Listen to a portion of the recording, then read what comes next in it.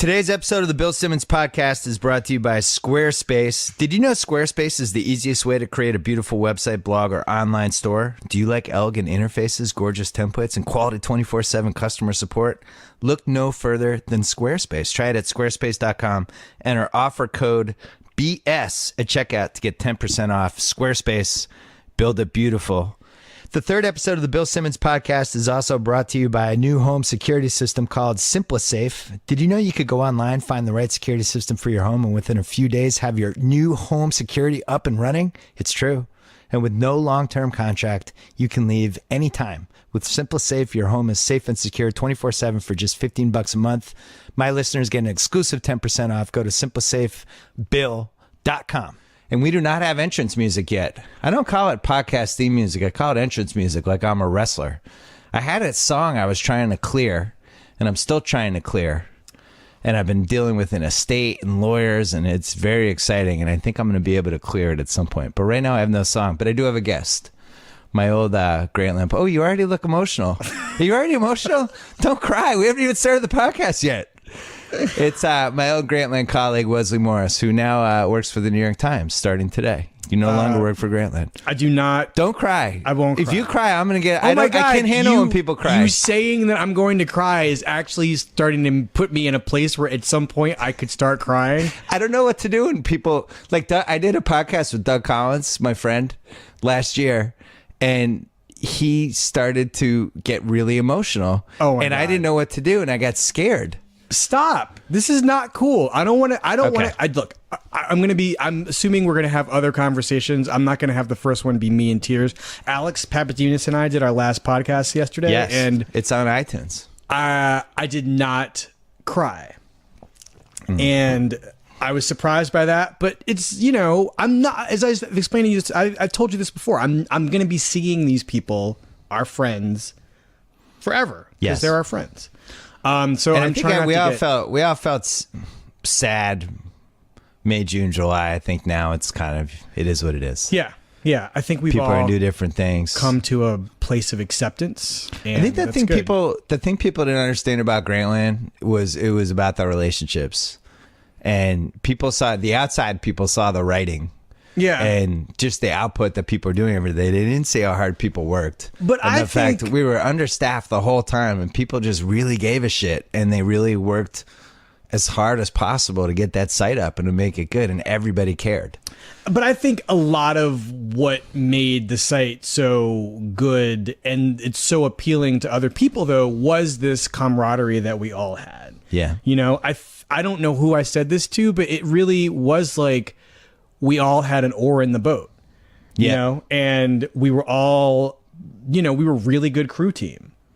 Well, Alex said something interesting in the podcast you did with him yesterday where he was saying as a writer, we had so many good writers and everybody was operating all cylinders that you couldn't mail in stuff. Right. No. Because it would really true. stand out if you sucked. Because on that website, it'd be like, you have 5 or 6 great things. And I don't want to come off like Grantland was the greatest thing that ever happened, but it's great. It is a great site. We achieved our goal and it was a really good site. And I thought it was heading in the right direction. And the problem is, you know, websites are like plants. You got to water them. No, and it's true. Unfortunately, ESPN's good at building stuff and creating stuff and launching stuff, but there comes a point where you have to decide, all right, what does this mean? How can we get from point A to point B to point C to point D to point E? And, you know, my biggest issues behind the scenes the last 2 years, which we've talked about a million times, was just like, just help me, help us. Mm-hmm. Like, we weren't even on their mobile page until, I think, January. Like, we just had this tiny little hyperlink at the bottom of the ESPN.com mobile site. And, you know, you can say like, well, they support with salaries and bandwidth and all that stuff, and it's like that's fine, but there's more that goes into it. And you see how when they launched Scott Van Pelt's show, you know, a ton of ads, a ton of resources, they blow it out and they try to make it succeed. And I think all of us felt like these guys weren't trying to make us succeed, right? Which is a weird feeling when everybody's busting their ass. You did a really good job, though, of keeping a lot of that from us. I mean, we just sort of made a website. Right. And we didn't, I mean, you and Dan knew what what was going on in terms of what we didn't have. I mean, I guess, if you're Sean or Well, you didn't know Megan, at all because I didn't know anything.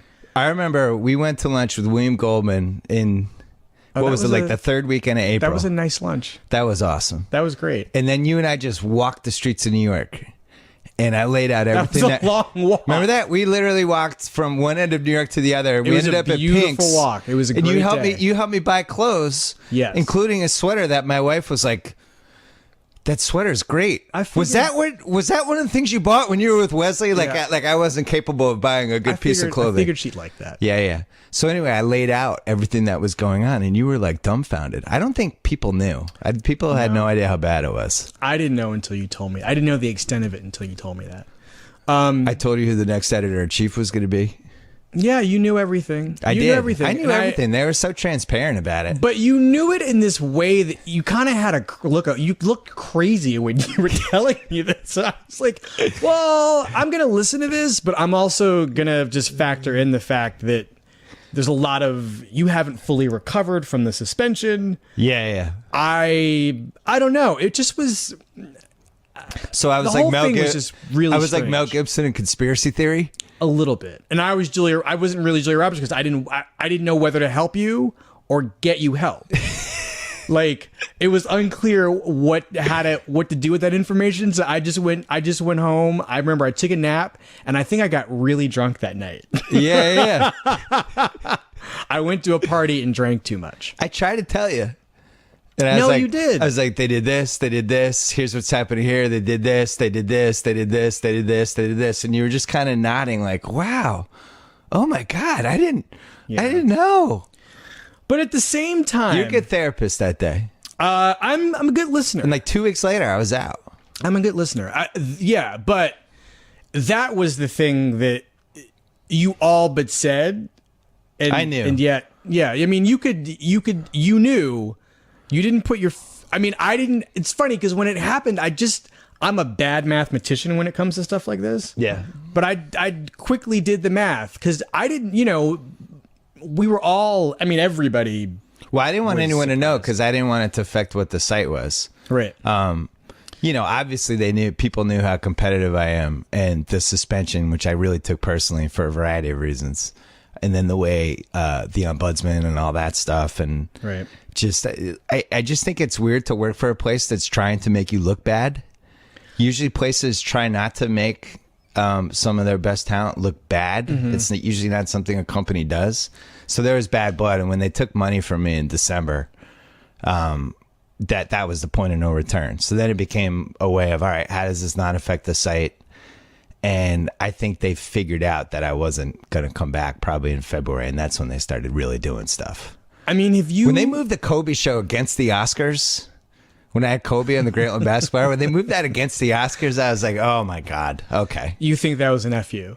Oh, there was 20 FUs. Right. Well, they knew I wasn't coming back. They were all, and this is what I was telling you when we were walking the streets. I was like, he's not coming back. We have to position this so that when it all hits ahead, we can blame Grantland didn't get enough traffic and he was difficult and all this shit that wasn't true. Part of the reason we didn't get traffic was they didn't promote the site. Mm-hmm. And I remember I sent an email in the first week of May about to all the higher ups and like, you guys realize you only led ESPN.com with Grantland once in April, like literally once. Mm-hmm. It's like, do you care or not? Like we have no mobile presence at all. We don't have an app. 46% of our traffic's coming to our main page, which is absurd for a website. Like, we're getting no help from the other parts of the company. And people seem to think that ESPN was so helpful for us. And it was actually the opposite. Anybody else would have been helpful. They weren't driving traffic to us. Right. I mean, do you have a And we sense had of... great writers. That was what killed me. It was we had like 18 of the best 25 writers in the company. I would say that, I mean, there are a lot of things that kind of fascinate me about this, and one of them is, I mean, do you have any sense of why your relationship was the way it was with the people who made decisions at that company? Yeah, I think the last 2 years, I mean, I don't want to say too much, but I think it started with NBA Countdown and all the problems we had on that show, and the fact that I didn't want to come back for a second season, and they talked me into it, and then just it was the biggest mistake I made since I was there. I knew better, and I got talked into it. But it was baby steps, and it got to the point where, you know, if you're in any company and you don't have somebody fighting for you, it's really hard to get shit done. And, you know, I had a great time there. I did a lot of great things. I have no regrets about anything I did except for coming back for that second year of Countdown. And, you know, it was a great place to work. I got to do Grantland there. I got to meet all these awesome people. It was the highlight of my career. Got to do 30 for 30, got to have a column, got to have the podcast. Like it was a great place to work for a long time. In the last 2 years, it wasn't. And that was the problem. No, I mean, for me, it was the best job I've ever had. I mean, I don't know what this next job's going to be, but I mean, what is this next job going to be? You're writing about culture. Yeah. That's kind of a broad definition. I don't know.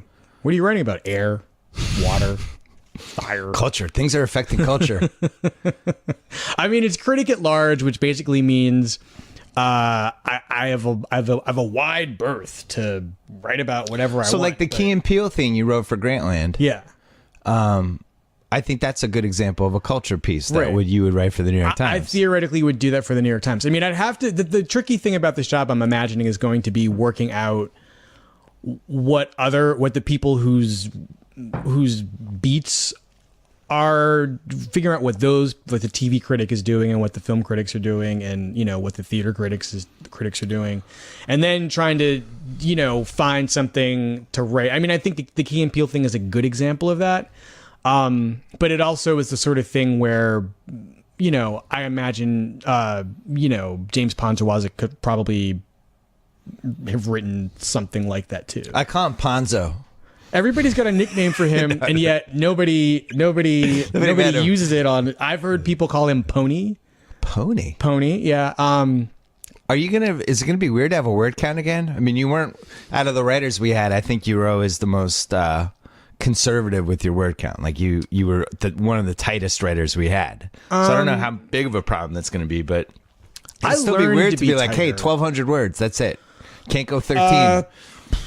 I have to say, like, I just wrote a story for the magazine. It's being edited as we speak. I mean, it's almost done being totally edited. It's been going through rounds of edits, but it's gotten shorter as it's gone on, and it's got a hole that it has to fit in.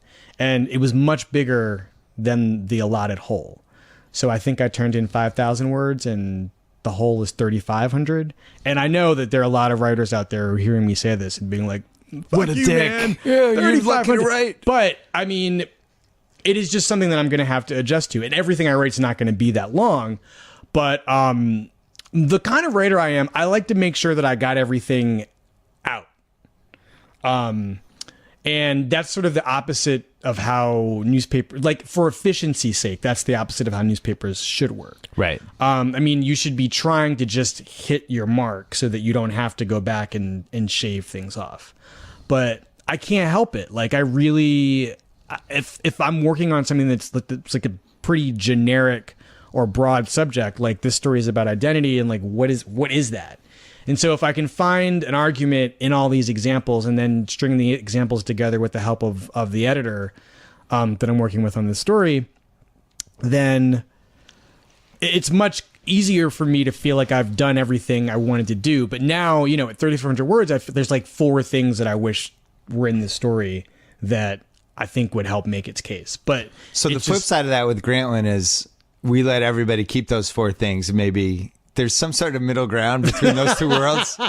Right. I went back and read a lot of things I wrote the last 8 years, and I was like, God damn it.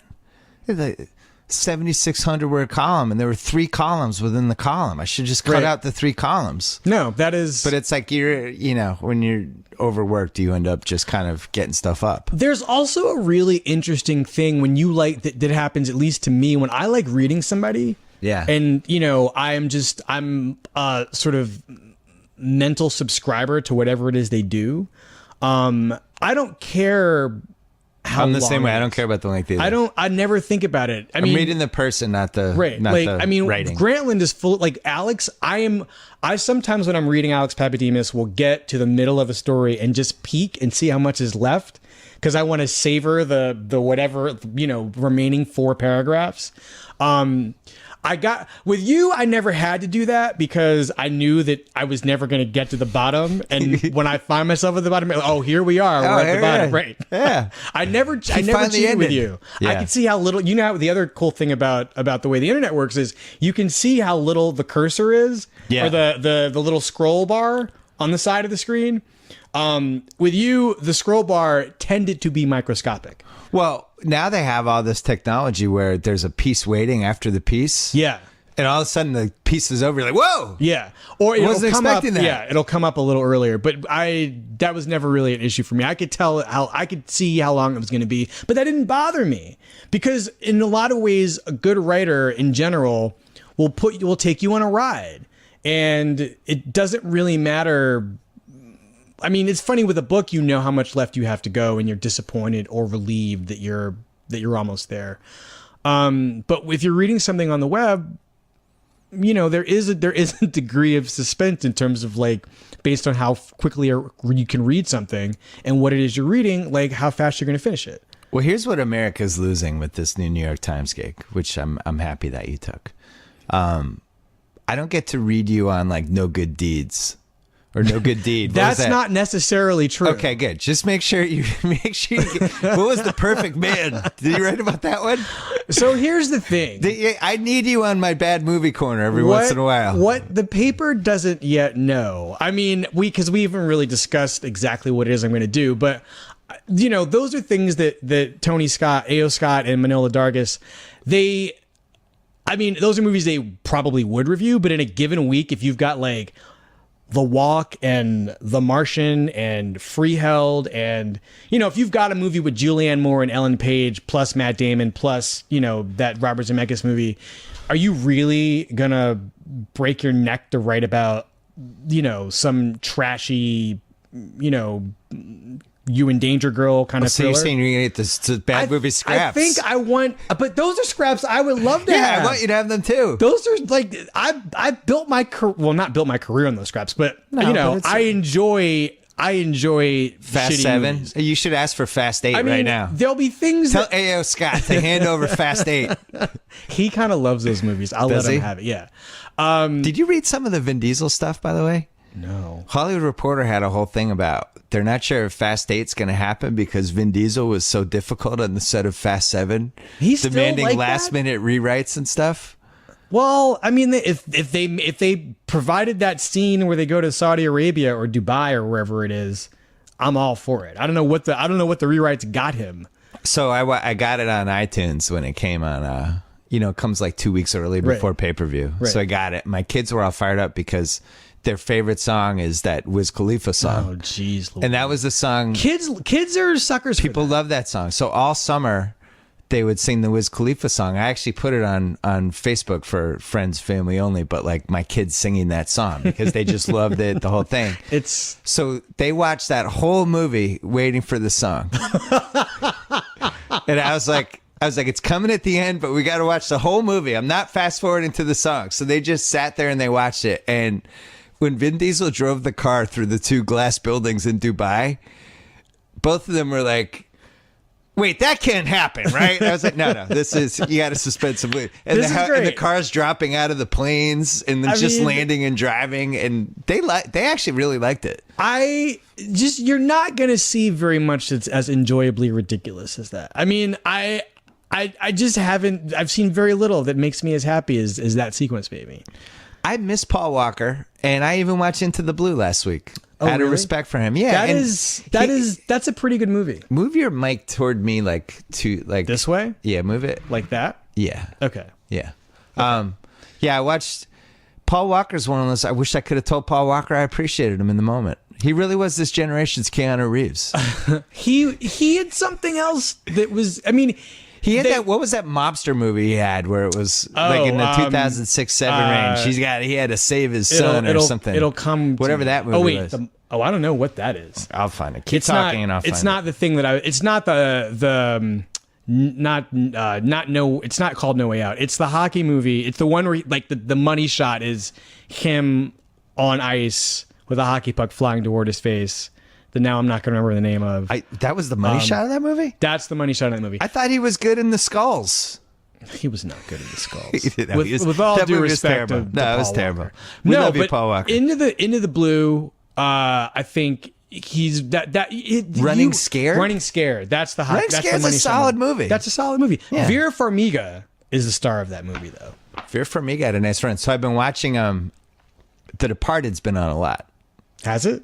A lot. Oh, interesting. Well, you know, I surf cable channels. I'm not ready. You're one of the last. I know. I'm not ready to cost cut. You know what? Give me more channels. Give me more movie channels. Wait, there's Epic 7? Okay, great. But I was watching. So you stop on some of these too. So The Departed. Yes. Which you can jump in really at any time. It's like 2.5 hours.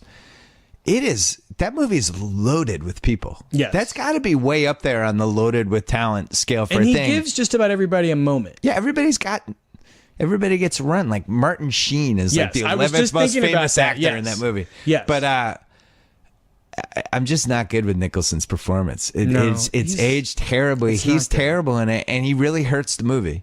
And it hurts me to say that. Well, for one thing, you just don't. I'm torn about that. You know, he hurts the movie. I'm telling you. I know. I agree with you. I was just thinking about like whether I just never believed in his menace. Do you know what I mean? I never believed that he would do any of the things that I never believed that the hold he had over these guys was as strong as the movie needed you to believe it was. Did you believe in a Boston mobster at a New York accent? I didn't believe anything about. I definitely didn't believe anything about the performance. The performance, I don't believe any of that. And then Leo's Boston accent, which was a little like his Blood Diamond South African accent, where it just kind of came and went depending on the scene. The director's like, Leo, you forgot to do the Boston accent in this scene. Oh yeah, my bad. I'm sorry. Did the JFK accent. But he's the kind of actor, and there aren't many actors like this, but DiCaprio, you and I have had many conversations about him. Yeah. He is the kind of actor who's so good that any shaky accent he has, you overlook it. You just overlook it because he's giving you, like, everything is in those eyes. And if his eyes are kind of like, sizzling, then you're good. You know what it is? It's you root for him, and there's not a lot of actors where whatever the situation is, you root for him. And this is the secret to Cruise's 35-year run. Right. Yes. For whatever reason, I'm rooting for Tom Cruise. I don't know that I'm always rooting for DiCaprio, but he fascinates me. Like I mean, in Django Unchained, for instance, he plays Calvin Candy, the plantation owner. He only shows up with 40 minutes left in the movie when he shows up. He's really riveting also because he takes this heel turn. And that version of this actor is really compelling too. And the thing about that movie is his accent is pretty bad there. And you don't care. Because it's like a cartoon bad. It's an accent meant to signify evil. And so what you hear when you hear this bad Southern accent is, no, this guy is just sick. Django as a cable movie hasn't made it for me. Really? Yeah, it's not like, I'm flipping channels. I'm going to watch this Django scene. Tarantino movies, though, great movie. Really I don't want to rewatch it. I don't feel that way about Tarantino movies. You really have to be there from the beginning to get. I mean, there's movies in a weird way. Well, Pulp has moments where you just like, it's this scene's coming up. I'm going to stick with it. Yeah, but you also feel that movie's building towards something. Tarantino's a really good builder. Yeah. And I feel like the one movie that didn't really build for me, but, works in its way, but you can really take out the scenes. Even though there's sort of narrative momentum, there isn't, for me, a kind of momentum of energy as Inglourious Bastards. Yeah. Which is a collection of really great set pieces, but not a lot of sort of forward momentum. Yeah. Even though it's sort of, it is officially building toward that climax in the movie theater.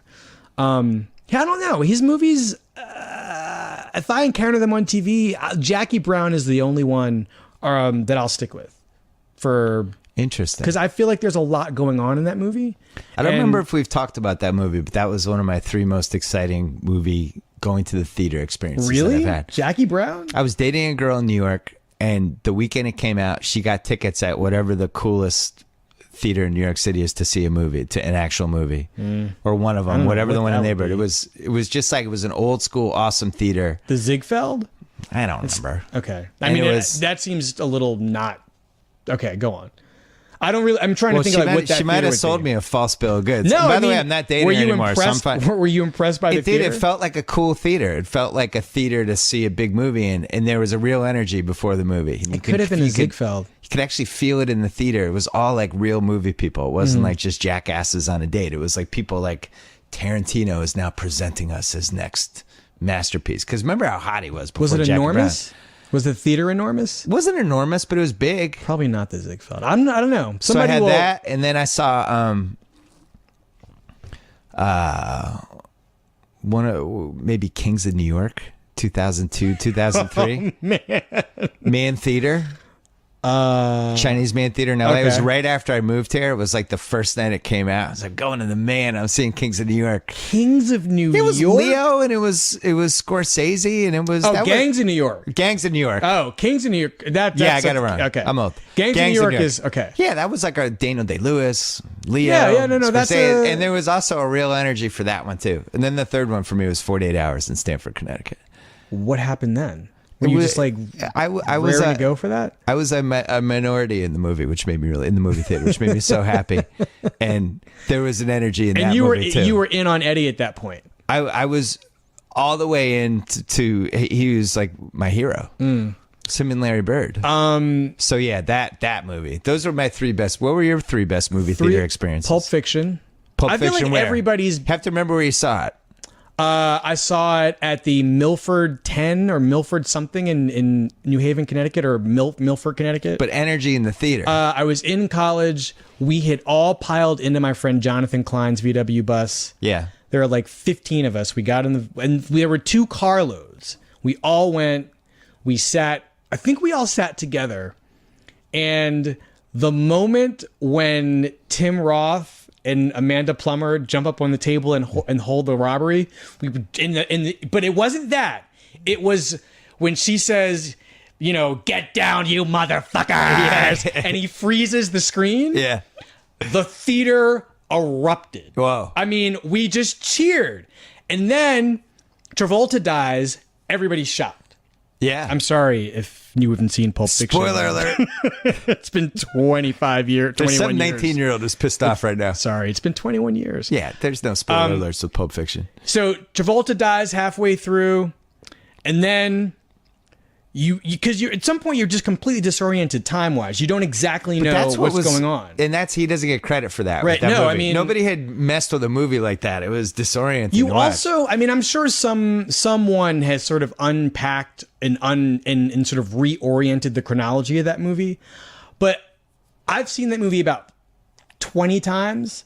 I still don't know what the actual order is. Do you know what I mean? I don't know what the sequence of events actually is. But that's interesting. By so the time, like if you took the 8 jigsaw puzzle pieces, how would you arrange them in order? I wouldn't know how to Soul Train Scramble Board Pulp Fiction. But Soul Train Scramble Board. When they got, and this for me was the height of how awesome that movie going experience was for me. I think there's an establishing shot of the diner that opens the movie. Yeah. And you see that diner at the end. End, the theater went crazy because it was an out of order puzzle piece, but it was the last piece. Yeah. And it meant Travolta lived, and it meant that they're going to deal with this robbery situation. And it was so exciting. And if I was 18 or 19 when that movie came out, I had never experienced anything like that before. I had just started watching these French gangster movies. Right. Which have a similar energy, but they don't have, it's just a different thing. He's seen those movies, Tarantino, and he's responding to them in some ways. But I had never seen anything like Pulp Fiction before. That was such an exciting 2-year stretch for movies.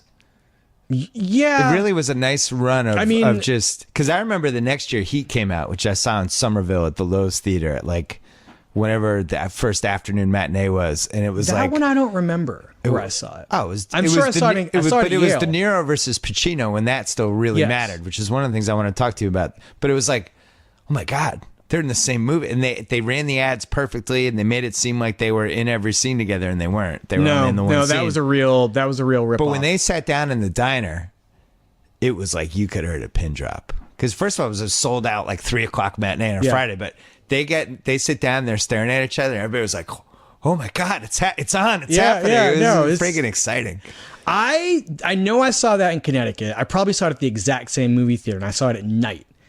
But nighttime. In terms, when you ask me what the movies are that I remember being, like the things that leap immediately to the front of my brain, it's Pulp Fiction.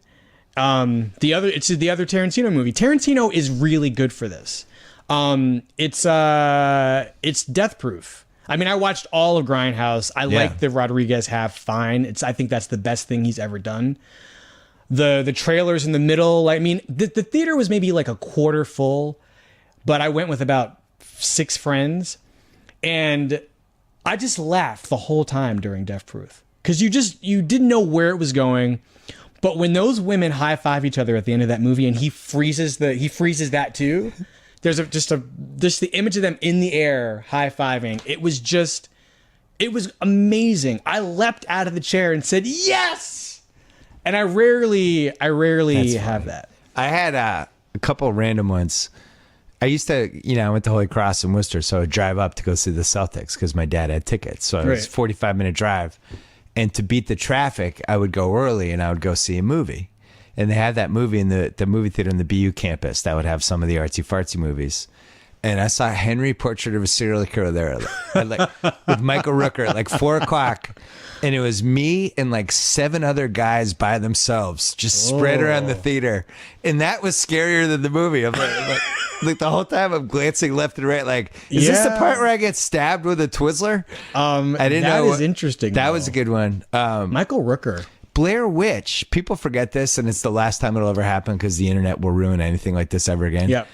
But Blair Witch, the weekend it came out, as insane as this sounds, people actually thought it was real. Oh, that was a real thing. I did. And in the movie theater, I would say, I saw it in Kendall Square in Cambridge. I would say 90% of the people thought it was real. And at the end, when she sees the guy turned in the corner, spoiler alert, and then something happens and the movie's over, people were like, we got to do something. We have to call the police. There's been a murder. No, nobody knew it was fake. I people watched were so stupid back then. I think I might have seen. It was the only movie I watched that with Roger Ebert. It was just Roger Ebert. What a name drop that was. We were alone. I think we were pretty much alone in a Chicago movie theater. Did he know you weren't Siskel? He was happy I wasn't. Okay, good. Siskel. He was really great to me. We watched it, and I sat there kind of like not knowing what to do, because when after Siskel died, he had that rotating cast of people come on and guest host the show with him. Right. And I was one of the guest hosts, and I don't remember whether is that on the internet? Apparently, somebody just a month ago was I watched you. I'm gonna look for that. I watched you talk to. I remember the movies I did for some of them. Like I did it twice. I did Sixth Sense, South Park, Mystery Men. We had a really good South Park fight. Apparently, I mean, I remember thinking, South Park, bigger, badder, better, whatever that. So we were talking like uncut. Yep. Late 90s then. Yeah. So this is 99. This summer 99 is when I went on. I think we might have done Blair Witch, but I don't really remember. But I remember like sitting in my seat after, really uncomfortable, and not knowing whether to say to Roger Ebert, was that real? I just didn't ask. You didn't want his disdain. I didn't ask. And it wasn't a time where you could really, I mean, I just didn't know what to do with that experience. I was just so freaked out by it. Hey, Wesley. Yes. Speaking of going to theaters and sporting events and places where they have seats. Yeah. When you shop on SeatGeek.com, you can check out virtually every ticket option available for any sporting event. It's all on one page. They have a great feature called Deal Score that ranks every ticket on the market with a 1 to 100 value score. It even plots the best deals on a color-coded interactive map. It takes less than a minute to download the SeatGeek app. Use promo code BS after you download it. You get a $20 rebate off your first SeatGeek purchase. Every purchase ticket on SeatGeek is backed by a 100% guarantee. Download the app Enter promo code BS. SeatGeek. Back to movies. You're really good at that, by the way. No, I'm not good at that yet. I'll be good at it eventually. Nobody's truly good at it, but you're good. You're really good. Chris Ryan is also pretty good. Well, part of a competitive bill likes having the sponsors because ESPN told me for 8 years that they couldn't find sponsors for the podcast. And I'm like, well, I know that's not true because my friend Corolla has a ton of sponsors and generates a ton of revenue from his podcast. And you're telling me that you can't. And you have a much bigger ad sales team than Adam Carolla. Like that, it just doesn't add up. Yeah. So I like having the sponsors. No, I mean, and I like generating income on a podcast because I was told repeatedly for years and years and years that this wasn't a possible universe. Who is telling you that? People that don't know jack shit. Well, I mean, that's insane. Most of the people there. Hey, let's talk about Pacino and De Niro because De Niro, you wrote about the Nancy Meyers movie. Yes, which is not bad. It's good by her standards. I actually like it. Nancy Meyers making a woman between 40 and 85 really happy with every movie. Yeah, that's her legacy. No, I mean she doesn't quite get enough credit for. She's really good at what she does. The importance for the importance that she has in a certain moviegoer's life. Yeah. I mean, I find her movies appalling. Well, here's the thing with her, and this is a good thing to remember just with anybody. Like, who is her competition?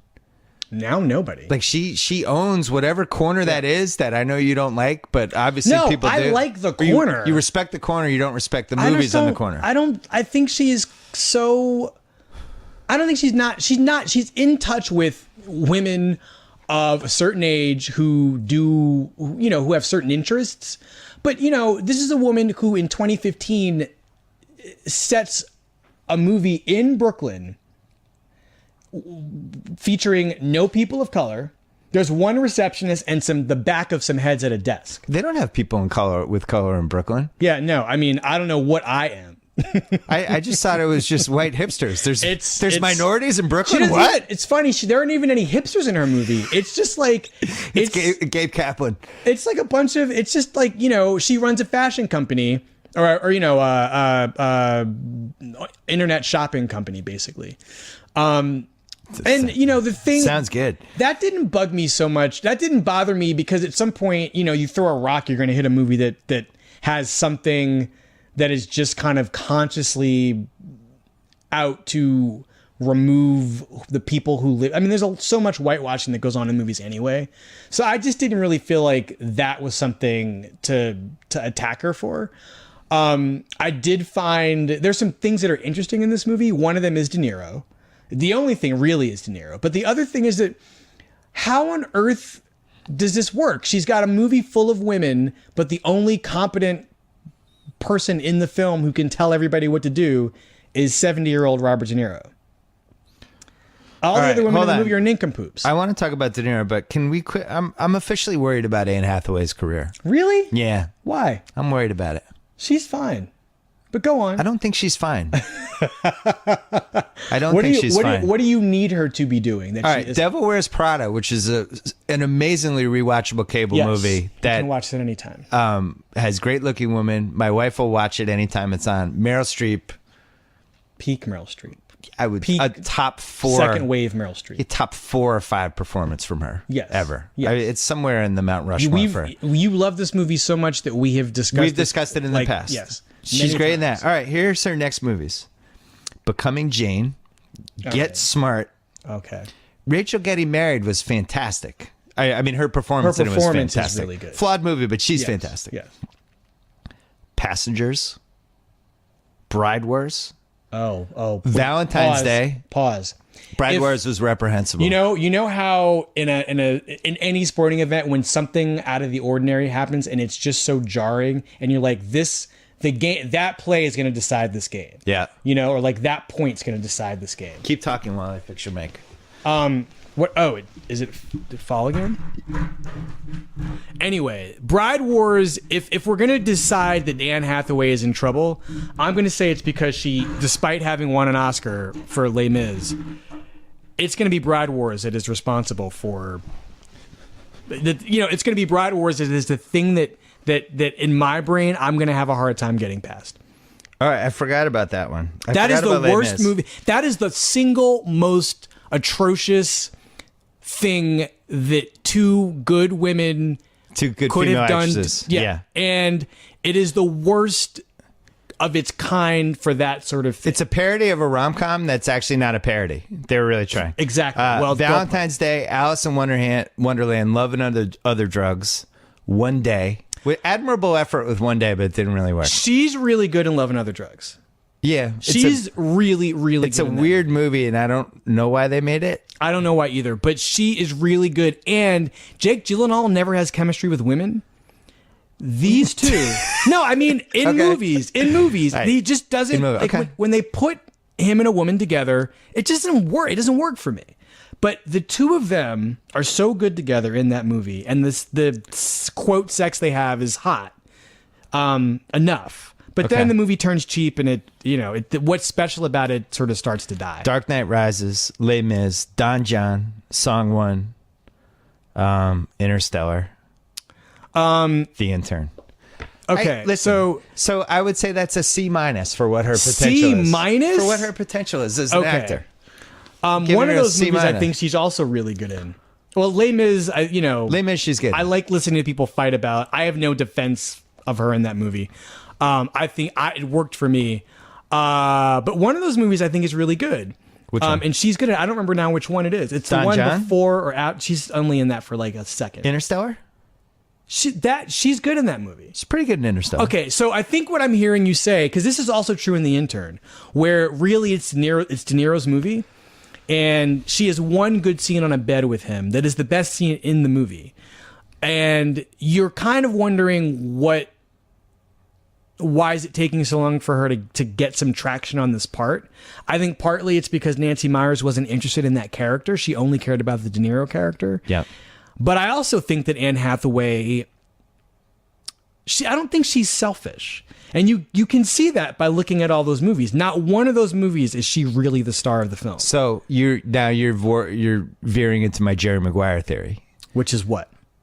Which is one of the reasons Jerry Maguire worked was because Tom Cruise had spent the last 7 years not being Tom Cruise. And every once in a while, you have to be who you are in a movie and just be like, oh, I love Tom Cruise. Right. Jerry Maguire, he's just being Tom Cruise for 2 hours. Anne Hathaway needs a movie where she's Anne Hathaway. But it's like, stop like with your weird haircuts and you're an astronaut and you're singing in musicals. Like, just do a movie where you're like some girl in her late 20s who's has some sort of crisis, and be Anne Hathaway for 2 hours. This is really an interesting question because when you say that, I actually don't know what the answer is, though. So you're saying there is no Anne Hathaway? I don't know who Anne Hathaway is in that sense. I think she's in a really interesting position, right? She is a good actress, and she's kind of in the movies, she's kind of a movie star. None of the parts she has taken none of those parts is really capitalized on either of those strengths. Total package. So so Devil Wears Prada, I think, did for young Anne Hathaway. Yes. And Rachel's Getting Married, which she's train wreck Anne Hathaway, but is still really good, and she owns the movie. But she doesn't own. I think Rosemarie DeWitt is the best thing. She's really good. Rosemarie DeWitt, before she was sentenced to a life of mumblecore movies. Right. And girlfriend parts and wives. Yeah. Rosemarie DeWitt is so good in that movie that I cannot believe that anybody filling out an Oscar ballot is like, Anne Hathaway, I'm just not going to bother with Rosemarie DeWitt. Like, that was bizarre. That was just strange to me. And she deserved it because now her whole career is playing the wife or girlfriend of somebody who couldn't get an erection last night. What's going on with you? I don't even know. What's going on? We need to talk. It's so true. How many movies can you make where your boyfriend or husband can't get it up? Have you written a part about impotence and you need a wife to play the role? By all means, let me introduce you to Rosemarie DeWitt. She's mastered the face of, is it my fault? Is he gay? Is he like, what's going on here? I've always had sex.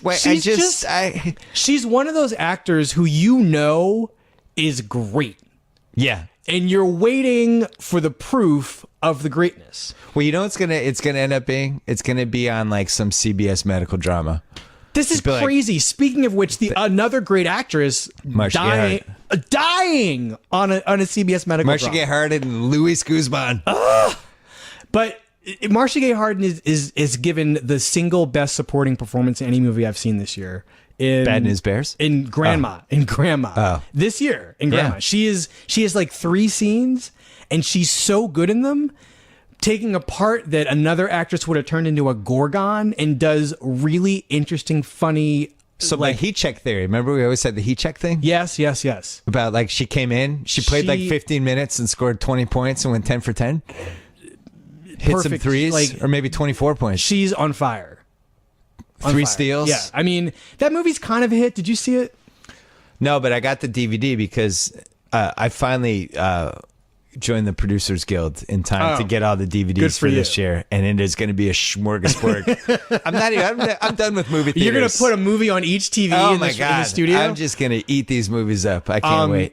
I just, if you're filling out an Oscar ballot this year, I never do this, but Marcia Gay Harden is supporting actress, so good. I mean, this is what she does. That's the other thing.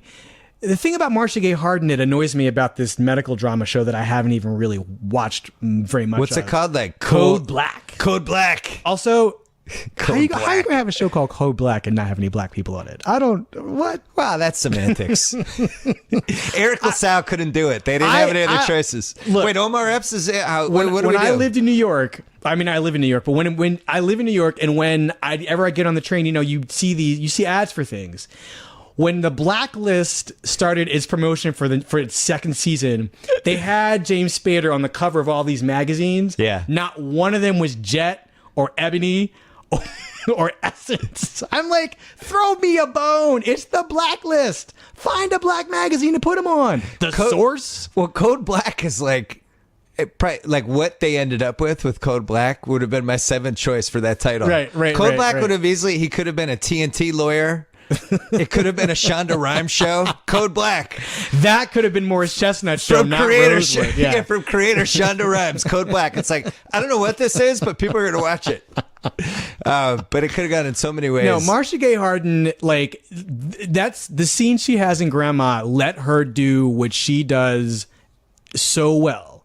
And this is why you have walk-ons, basically. This is what you have these supporting parts for, to populate them with actors who know what to do with them. Have you thought about, the only reason I'm thinking about this is because Marcia Gay Harden, she was in the Bad News Bears remake, which is so far inferior to the Bad News Bears movie that I watched with my kids, which is low point for Linkletter. Right. But the original movie in 1976 is so politically incorrect. I watched it with my kids thinking it would be a good idea. And it was like, oh, actually, this is one of the worst ideas I've had as a dad. Have you ever thought of writing about that era from like 74 to 83 and all these movies that I loved and you probably loved or one of us loved, and then you rewatch them and you're like, oh no.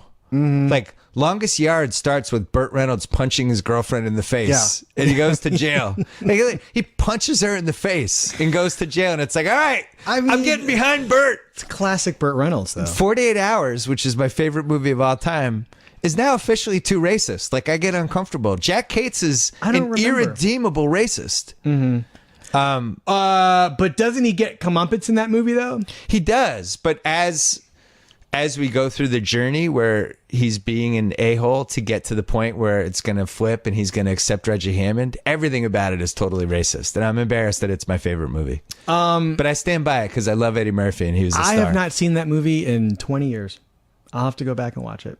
That's Eddie's star movie. I mean, it might even be longer than 20 years. I haven't seen it in a long time. When he goes into the bar, it's still the #1 star-making performance that's happened. I remember that 35 moment. years. I remember that moment. There's never been a scene in a movie. Well, maybe I'd have to watch the Heath Ledger Batman movie again because he had a couple scenes in there where you're like, oh my god, right?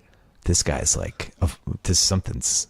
Yeah, I mean, you know what I mean? Talk about a those moments, right? Or like where a moment in a movie, right? Yeah, you're like, oh my god, this guy's amazing, or this girl's amazing. Yeah, moments. Okay, so here's the thing about Anne Hathaway. Yeah. Anne Hathaway doesn't. I can't recall her having a moment like that. I mean, I think some people might argue that Les Mis, that one song in Les Mis was such a thing, but at that point, like, here's a good example. Julia Roberts.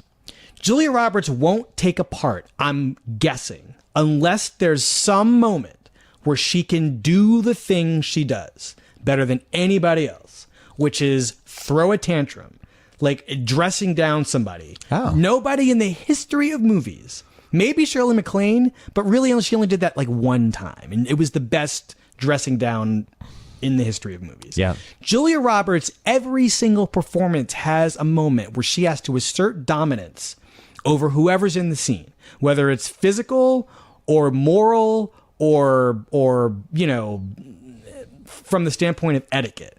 Like the scene in Pretty Woman where she goes back into the store and is like, "You've made a huge mistake." So somebody's getting dressed down. She's Julia dressing Roberts. somebody down. Yeah. Like she is always going to have the moral upper hand in whatever movie she makes. And that moral upper hand usually involves her being out of her mind pissed. Right. So that's her move. You're Right. saying that's her move. That's like her trick move. pitch. Nobody has a move nobody has that move the way she has that move. Cruise's move. Well, Cruise had a lot of He's moves. got a lot of moves. But one of his best moves is Tom Cruise had all the right moves. Sorry. Go on. one of his best moves is the look away. It's dawning on him. Yes. During the headlights look. Yeah. Which he'd Yes. mastered. I also love the Tom Cruise try not to cry face is one of my favorites, which he's mastered in a lot of different movies. Yeah. That's the greatest YouTube clip YouTube montage nobody's made yet. Tom Cruise tries not to cry. You have 15 movies at this point. That's a good one. Even Mission Impossible movies, he tries not to cry. Wait, hold on. We have one more sponsor to pay tribute to. Today's show is sponsored by Howl.fm. That's a brand new app and website that gives you free access to new episodes of your favorite podcasts. If you subscribe to Howl Premium, things get interesting. You get access to dozens of exclusive original miniseries, audio documentaries, and comedy albums.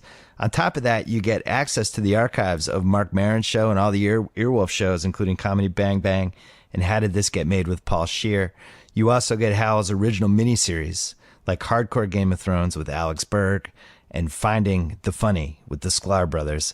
Get access to all this exclusive content on your iPhone, your Android phone, and even on the web for only $4.99 a month. That's less than $5. And with the promo code BS, you get a free month of a trial, free trial. So go to howl.fm, that's howl.fm, and use the promo code BS for 1 month free trial of Howl Premium. What do you have to lose?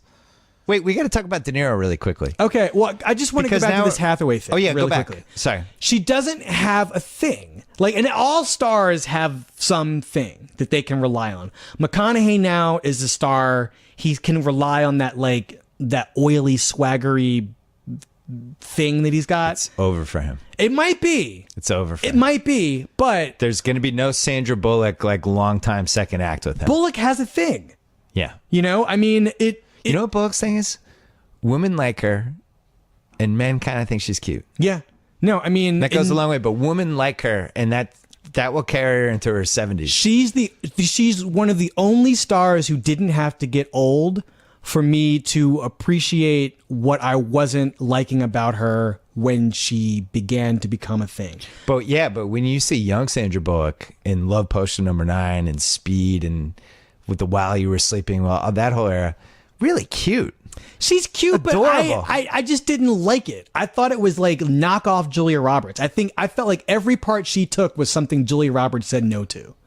Really? And she was sustaining a genre of movies that Julia Roberts had just grown out of. I think The Net, Julia Roberts probably literally said no to. I think they they wrote that movie for Julia Roberts. She Like, said no, no. you're not She doing said this? no to While You Were. I'm gonna bet anything. No, While You Were Sleeping, no. The Net, no. Yeah. Miss Congeniality, I don't think so.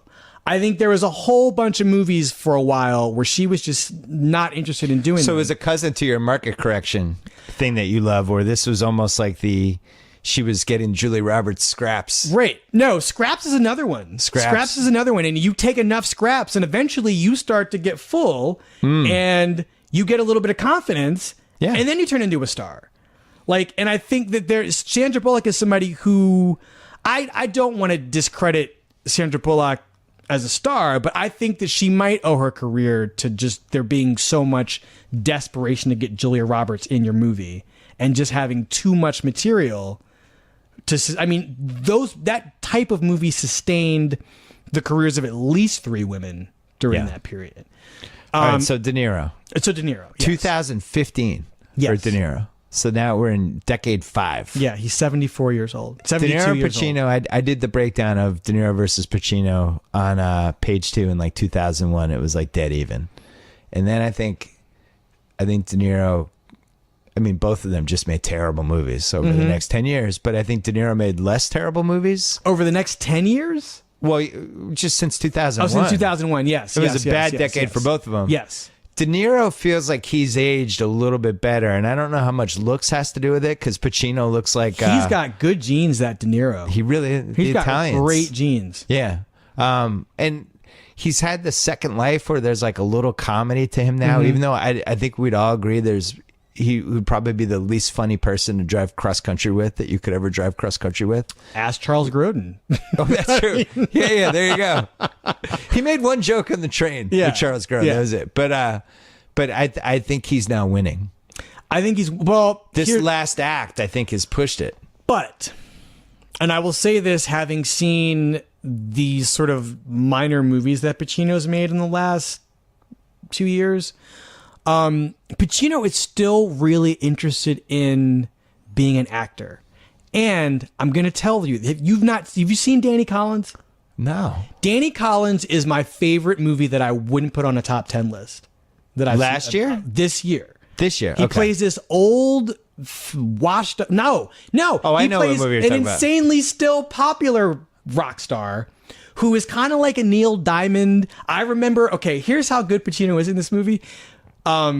He's got a hit song that everybody wants him to sing. And he just is taking a break because he's boozed out, he's drugged out. He's, his 15th wife or whatever he finds her cheating on him with some guy in the bathroom. So he like leaves Hollywood, goes to somewhere east. I want to say it's Connecticut or somewhere east. Holes up in a hotel to visit his estranged son, who's married to Bobby Cannavale, who's married to Jennifer Garner, and they've got a daughter who's really cute. I think her name is Faith. I can't believe I remember the name. He bonds with the two of them, with Garner and Cannavale and the grandkid, and has this really great flirtation going with Annette Bening, who's the manager at the hotel. This movie is so small potatoes, and in its being small potatoes is so good. It's a movie that would have come out in 1990, and it would have been nominated for Oscars, because it's just that kind of movie. It's not great, but it's really special. And Pacino is like, it's the best thing he's done in 20 years. So you think De Niro versus Pacino might be a little closer? It's way closer, because I mean, De Niro's doing the commercial stuff. De Niro's in the hits.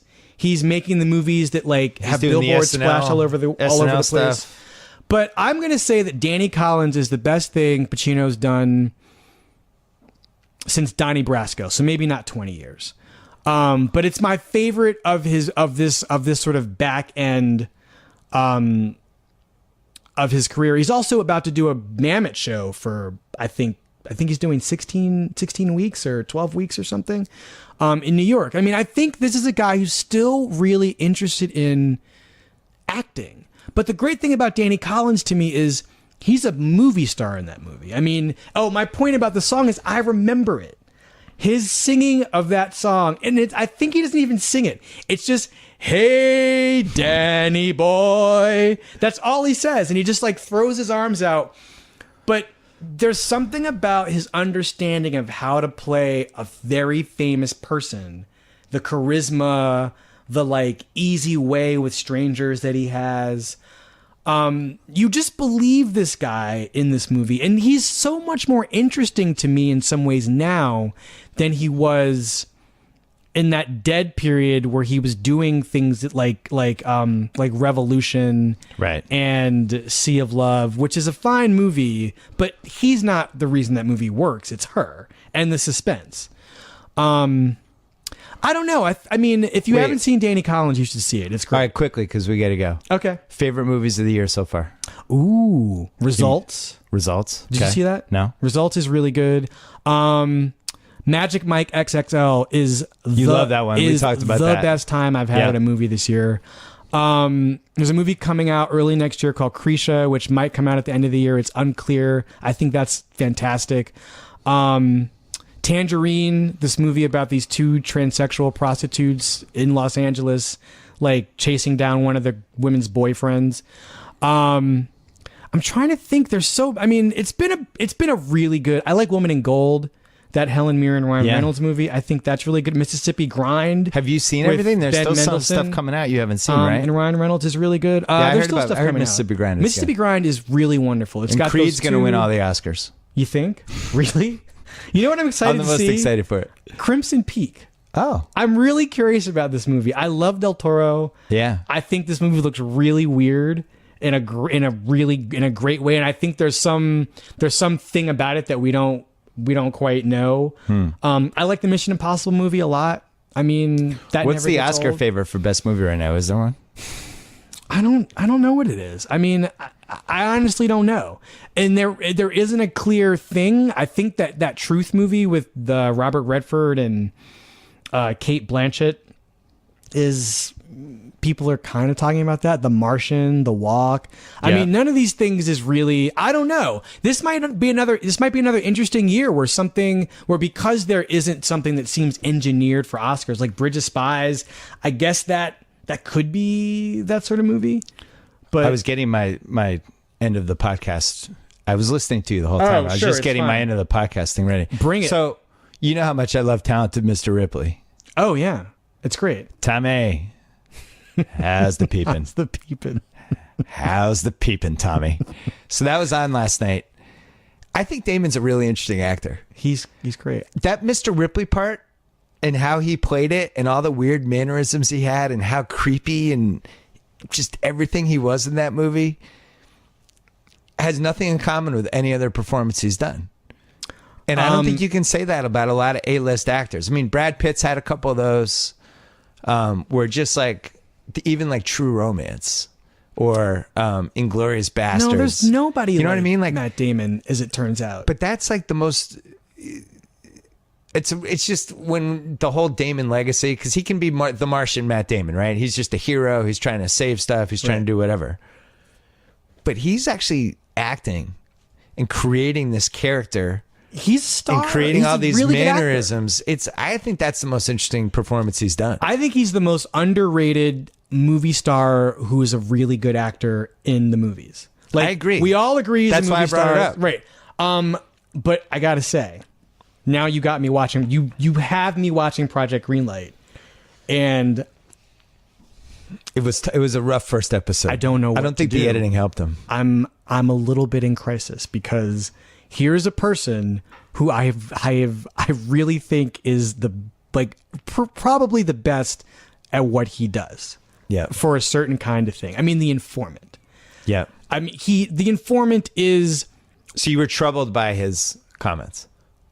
Can I defend him because he's a Boston guy and I love Matt Damon? No, because I'm a Boston guy and I love Matt Damon too. And can I defend him because I watched Super Bowl 49 with him? Go on. I mean, I don't have a card for that one, so go on. I don't think the editing helped him, but I think I know what the point he was trying to make. I just think it came out badly. I know the point. His point was, it's a contest and we can't change the rules now. This is a conversation we should have had earlier as we were figuring out who to pick. It just came off terribly. He did it wrong. He did it wrong. I agree. He did it wrong. He was not wrong. His point wasn't wrong. His manner was wrong. And the wrongness of his manner, like, really, I'm very attuned to these things because people talk to me that's that why way I wanted you to watch it all the time. And hearing him say that to her, it just really. Wait a second. What do you mean people talk to you about? Talk to you that way all the time? I get that sort of. Oh, like the brush you off? You just no, like, this isn't about race. Shut up. You don't know what you're talking about. You don't know what you're talking about. Yeah. Like, you can't tell me.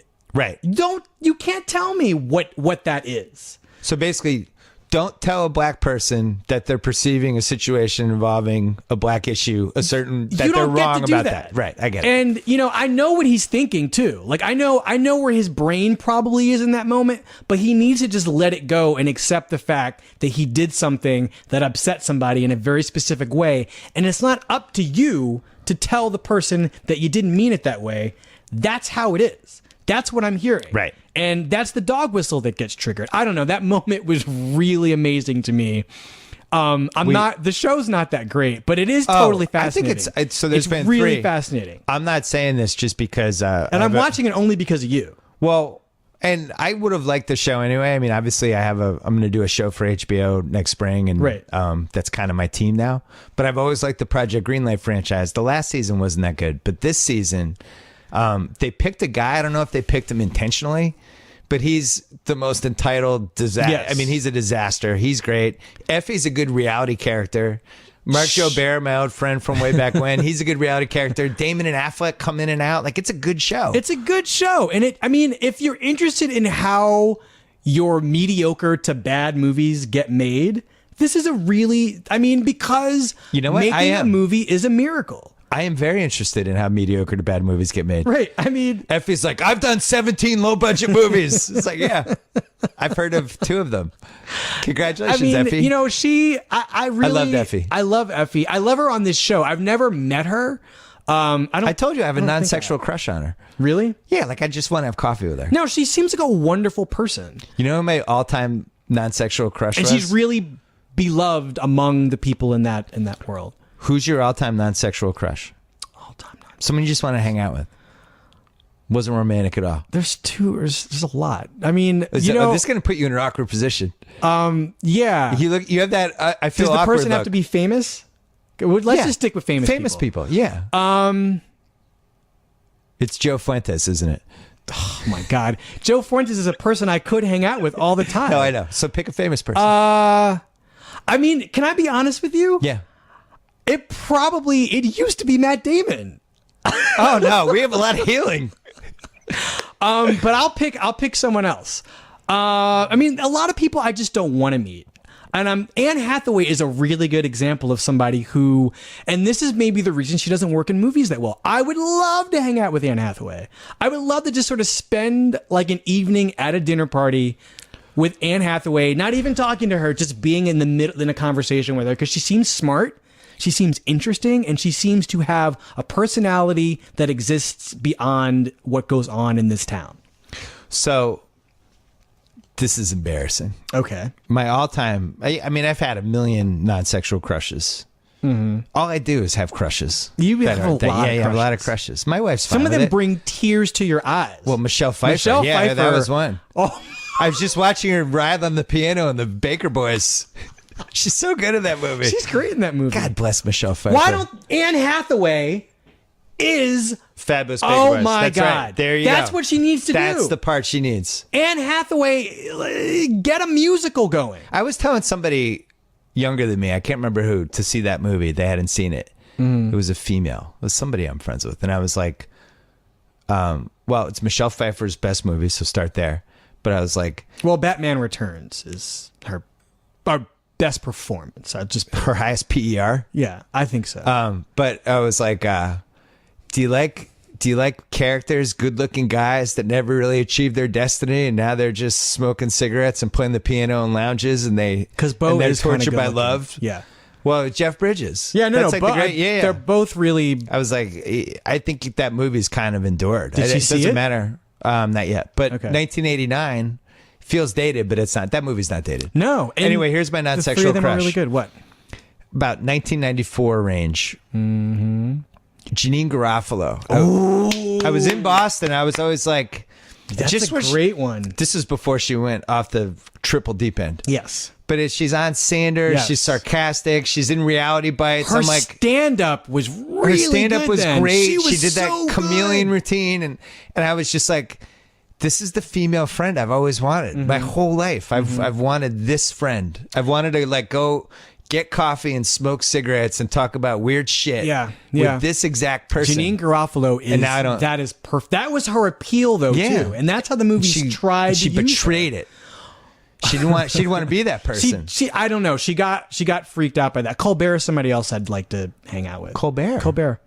I don't know. I think this is why he's gonna occupy an interesting space in that late night conversation, because he's so personable in this version of himself, and he is getting things out of people that nobody else really gets.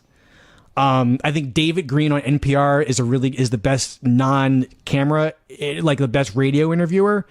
And Colbert, I think, he might be the best TV interviewer.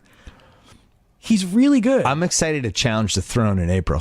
I got to say, and I was talking to somebody about this the other day. Don't think I won't use nudity to my own advantage because it's on HBO. I'll be naked the whole time. I'll take off my clothes Yeah. if I get invited. I'll let the balls sway out a little bit. It's HBO. Put the brief nudity chyron before the show starts so people are like, oh, brief nudity, what? I will take my clothes off for you. But, thank you. What was my point? I don't know. About Colbert. Oh, you. It was about you. There's something that happens to my brain, and I'm sure that I've talked to some other people about this. There's something about talking to you that is just really pleasurable, and it's not because we're friends, because we weren't friends when we first started talking. True. The moment that I decided to take this job, I was standing in a vestibule at 30th Street Station in Philadelphia on the way to see my parents, and we talked about going to Cannes, and we talked about Troy Aikman, and we talked about what else did we talk about? We talked about magic, and I got so excited talking to you, and I just thought, how can I not? Because I was on the fence about what to do. Well, you were leaving. I think you had won the Pulitzer at that point. It was after the and Pulitzer, you were working for the Boston Globe. Yes. And we were trying to get you to write for our little ragtag website. No, I was already writing for the site. Really write for it. Like, it would be your only job. Right. That conversation and the knowledge that I'd be working with, or near Alex, that conversation, it just convinced me.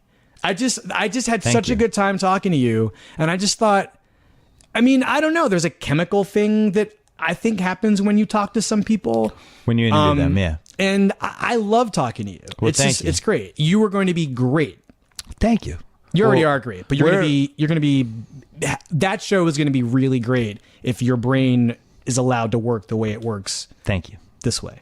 Well, let's try to get through the next 45 seconds without getting emotional. I'm not going to get emotional at all. All right. Yeah, look that way. You don't have to make eye contact with me. You've been an awesome friend. You were a huge part of Grantland. Stop! Just read your thing. You were a huge part of Grantland behind the scenes. Are you reading? Is that what you're reading, or are you reading an ad? No, that's not my pre-roll. Read the ad. Thank whatever you. It is. Thank you for everything. You're welcome. Thank you. I am rooting for you at the New York Times. You have an open spot on that mic, on the phone. Okay. Whatever you want. Call me up. Yeah. We're good. We're good. We're good. We're always on the same team. I'm not crying. Yeah. We're still teammates. We're not on the same team, but you're my fucking teammate. Yeah, I swear. All right. That's it for the Bill Simmons podcast. We got another one coming. Joe House. We're going to do NFL picks and a whole bunch of stuff. Thank you to Wesley Morris. One last thing. Don't forget, my podcast listeners can use promo code BS for the SeatGeek app. They get a $20 rebate off the first SeatGeek purchase. You count as a podcast listener. That's right, because you're listening to this, so do it. Every ticket purchased on SeatGeek is backed by a 100% guarantee. It's the best way to buy tickets. To redeem your promo code, download the free SeatGeek app and enter promo code BS. And don't forget to go to thebillsimmonspodcast.com because you get all these podcasts here. Thanks for listening. Talk to you soon.